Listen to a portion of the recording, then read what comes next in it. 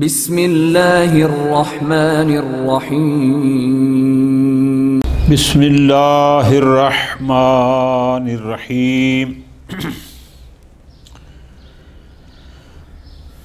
تفارق غیر الا فی مسائل۔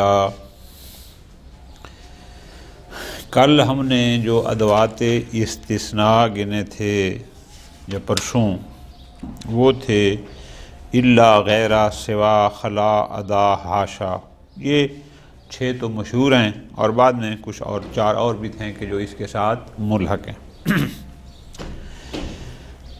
اس مسئلہ میں یہ بیان فرما رہے ہیں، تھوڑی سی توجہ فرمانا تیسرے فائدہ میں، کہ الا اور غیرہ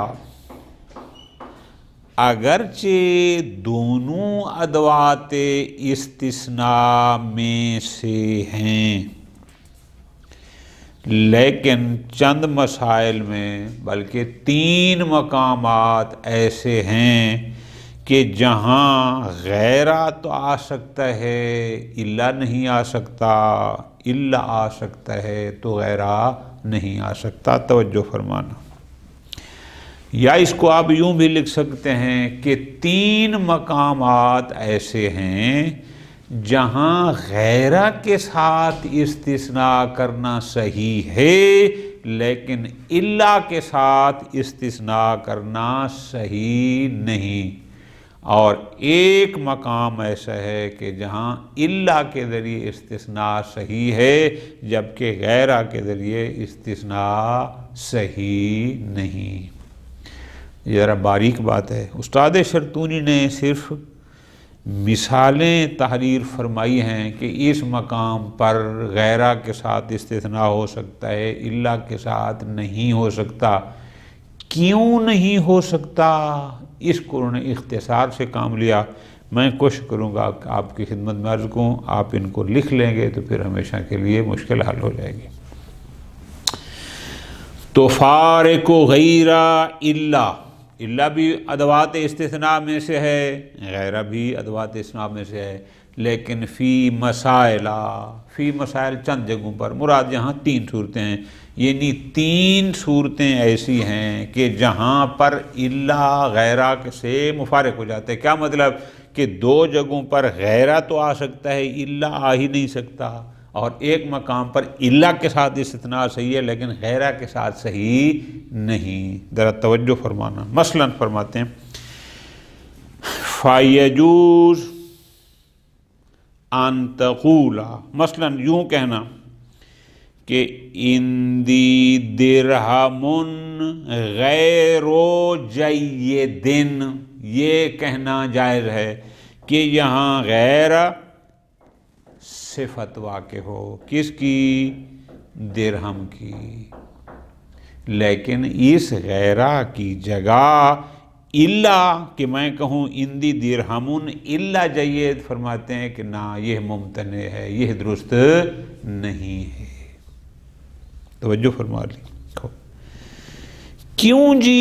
اندی درہمن غیر جید، کہ ہم یہاں غیر کا استعمال کر سکتے ہیں اور پھر یہ غیر و جید صفت واقع ہو درہم کا۔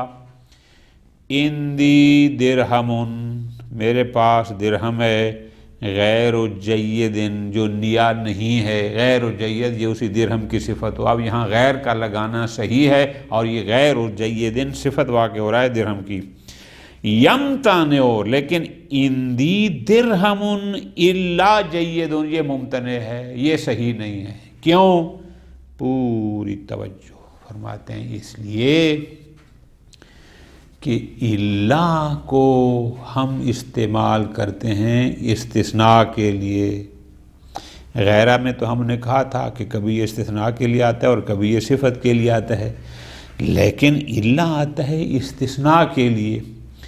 استثناء کیا ہوتا ہے؟ پہلے دن استثناء کی تعریف میں گزارش کی تھی، کل سے جز کو نکالنا، متعدد سے ایک کو نکالنا، جب تک ما قبل الا میں کلیت نہ ہو تب تک استثناء نہیں ہوتا۔ یہاں پر اندی درہمن الا جیدن، سرے سے درہمن میں کوئی کلیت ہی نہیں ہے، ایک ہی درہم ہے، یا نیا ہے یا پرانا ہے۔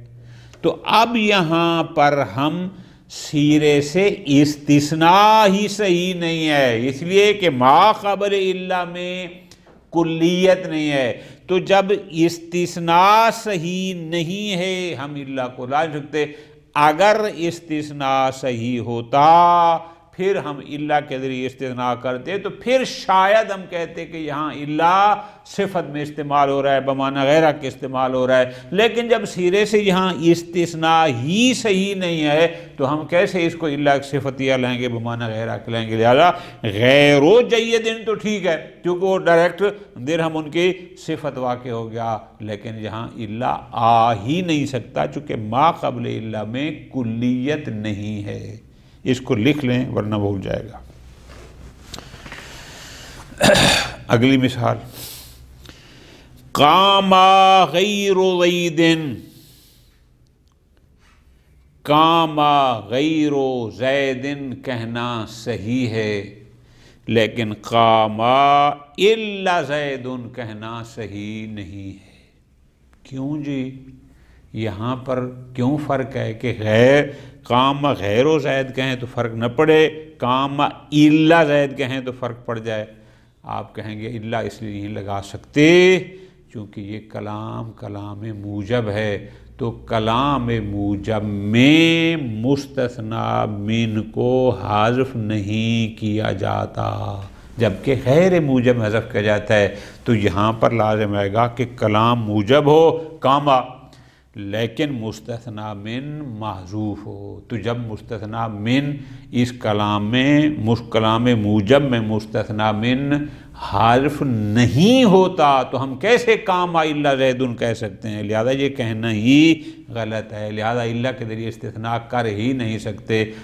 استثناء صحیح ہوگا تو پھر اگلی بات ہے کہ نا کہ آیا الا یہاں پر غیرہ کے معنی میں صفتیہ ہے یا غیر صفتیہ، سیرے سے استثناء ہی صحیح نہیں ہے، اس لیے کہ کلام موجب میں مستثنی من کا حذف کرنا درست نہیں ہے، اور یہ کلام موجب ہے، لیکن قام غیر زید اس میں کوئی حرج نہیں، ٹھیک ہے جی، اس لیے کہ غیر زید یہ ڈائریکٹ اس کا فعل بن جائے گا۔ ٹھیک ہو گیا جی۔ نمبر 3،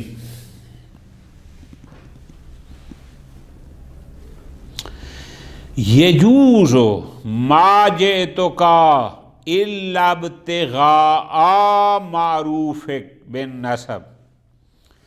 اب اس کلام میں الا کو لانا صحیح ہے لیکن الا کی جگہ غیر کو لانا وہ صحیح نہیں ہے۔ کیوں جی؟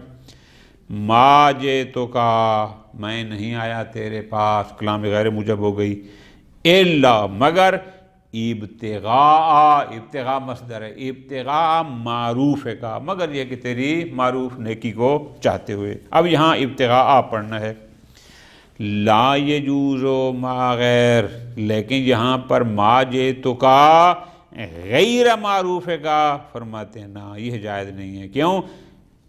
لا یجوز ما غیر الا الجر، وجہ یہ ہے کہ ابتغاء مصدر ہے، یہ ما جئتک کا مفعول لہو واقع ہو رہا ہے، جبکہ غیر وہ مفعول لہو واقع نہیں ہو سکتا، تو جب ہو نہیں سکتا ہم اس کو چونکہ غیرہ پر تو اعراب پڑھنا ہوتا ہے وہی کہ پیچھے عامل کیا چاہتا ہے، اب یہ تو مفعول لہ بن ہی نہیں سکتا غیرہ، جب نہیں بن سکتا پس لازم ہے کہ یہاں غیر کو مجرور استعمال کریں اور آگے اضافت دیں، لہٰذا ہم کہیں گے ما جئتک لغیر ابتغاء معروف کا، یہاں غیر ابتغاء نہیں پڑھ سکتے، اس لیے کہ غیر مفعول لہ واقع نہیں ہو سکتا۔ یہ ذرا باریک بات ہے، اس کو لکھ لیں، ختم ہوگی بات۔ یہ تو تھا کہ 3 مقامات ایسے ہیں کہ 2 پر غیرہ وہاں الا لگانا صحیح نہیں، اور ایک جگہ پر الا تو آ سکتا ہے لیکن غیرہ صحیح نہیں۔ آگے ایک نقطہ بیان فرما رہے ہیں، وہ نقطہ یہ ہے کہ تستعمل بیدا کا غیرہ، کہ بیدا بھی غیرہ کی طرح، بیدا ایک اسم ہے، جو غیرہ کی طرح استثناء کے لیے استعمال ہوتا ہے، بیدا، با یا دال، بیدا، یہ غیرہ کی طرح استثناء میں استعمال ہوتا ہے۔ وَهِيَ مِثْلُهَا، اور یہ بیدا غیرہ کی طرح ہے، بلحاظ وزن غیرہ، بیدا، ومانن، اور بلحاظ معنی بھی یہ غیرہ کی طرح ہے۔ اس کے باوجود پوری توجہ کہ بیدا بلحاظ وزن بلحاظ معنی غیرہ کی طرح ہے، اور بیدا استثناء میں بھی غیرہ کی طرح استعمال ہوتا ہے، لیکن اس کے باوجود بھی 4 لحاظ سے تقریباً اس بیدا کا غیرہ سے فرق ہے، 4 لحاظ سے۔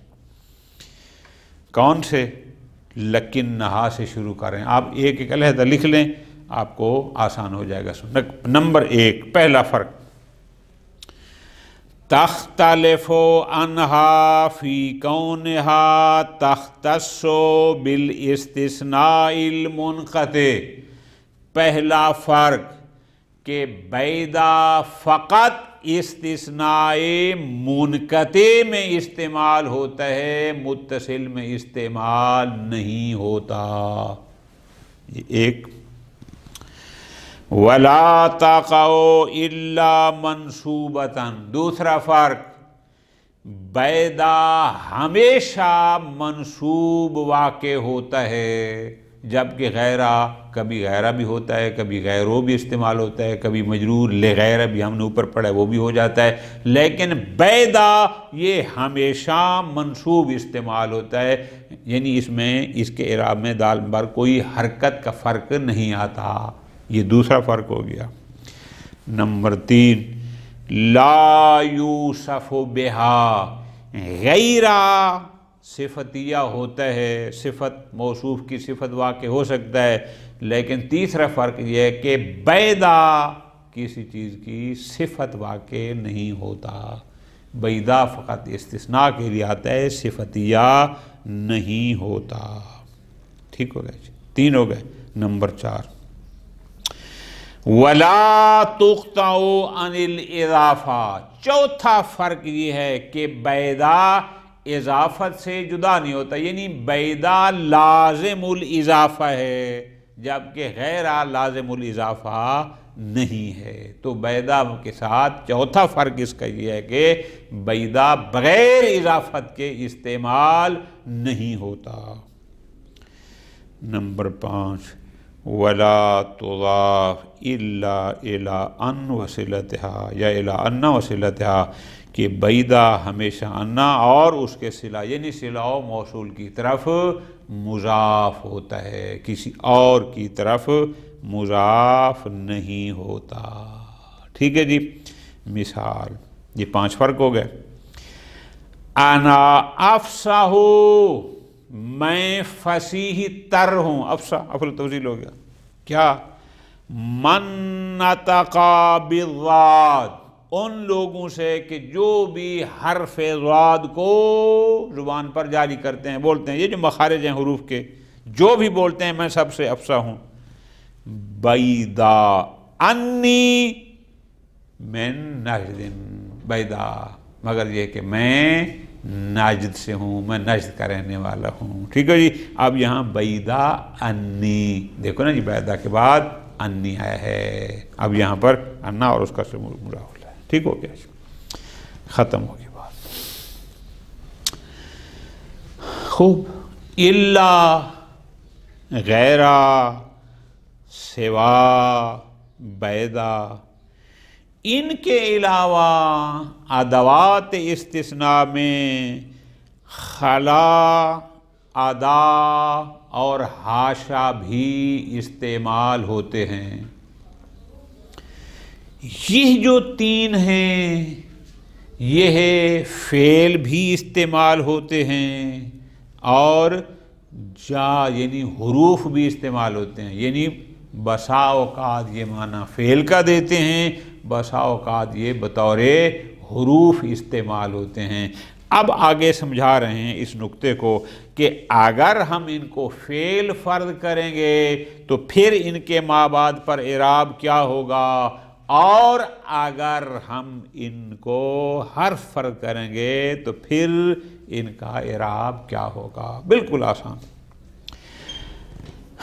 فرماتے ہیں ان قدرت خلا ادا و حاشا افعالا، اگر آپ ادوات استثناء میں سے تین خلا، ادا اور حاشا کو فعل فرض کرتے ہیں کہ یہ افعال ہیں، نصبتا ما بعدہا، تو ان کے ما بعد اسم کو نصب دیں، علی المفعولیت، بنابر مفعولیت کے، کہ ان کے بعد والا اسم منصوب ہوگا، آپ اس کو نصب دیں اور وہ ان کا مفعول ہوگا۔ خوب، اگر یہ ہو گئے فعل، بعد والا اسم منصوب ہو گیا مفعول، فاعل کہاں سے لائیں گے؟ فرماتے ہیں وَفَاعِلُهَا مُسْتَتِرٌ فِيهَا، فاعل اس میں ضمیر مستتر ہوگی اور وہ استتار واجب ہے علی خلاف الاصل، اس لیے کہ ماضی کے صیغے میں فاعل کی ضمیر کا استتار واجب نہیں ہے، لیکن خلاف اصل یہاں پر استتار ضمیر فاعل واجب ہوگا۔ جیسے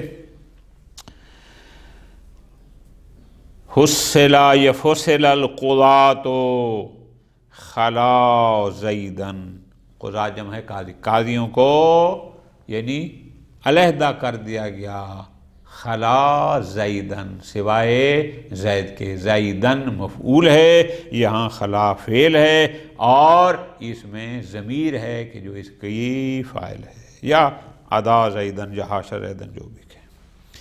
لیکن ان قدرتہا احرفاً، لیکن اگر آپ انہی تین کو فعل فرض نہ کریں بلکہ حرف فرض کریں، جررت بہا، تو ان کے ما بعد اسم کو ان کے ساتھ مجرور یعنی جر دیں گے، چونکہ جب یہ حرف ہو گئے تو پھر یہ جار بن جائیں گے۔ ٹھیک ہو گیا جی؟ نحو فصل القضاۃ خلا زیدن، یا ادا زیدن حاشا زیدن۔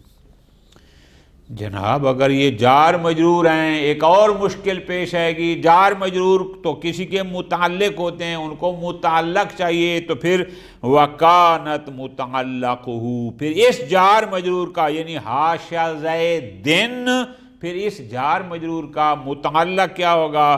فرماتے ہیں بما قبلہا، وہی اور فوصلہ جو پہلا عامل ہے ان سے قبل، وہی عامل ان کا وہ متعلق ہوگا، یہ جار مجرور جا کر اسی فصلہ سے ہوں گے۔ ایک وکیلا، اور بعض کہتے ہیں کہ نہیں لا تتعلق بشیء، کہ یہ جب جار استعمال ہوں اگرچہ یہ جار مجرور ہیں لیکن ان کو کسی متعلق کی ضرورت نہیں رہتی۔ آگے کچھ فوائد ہیں انشاءاللہ پھر اگلے درس میں۔ وصلی اللہ علی محمد وعلی محمد۔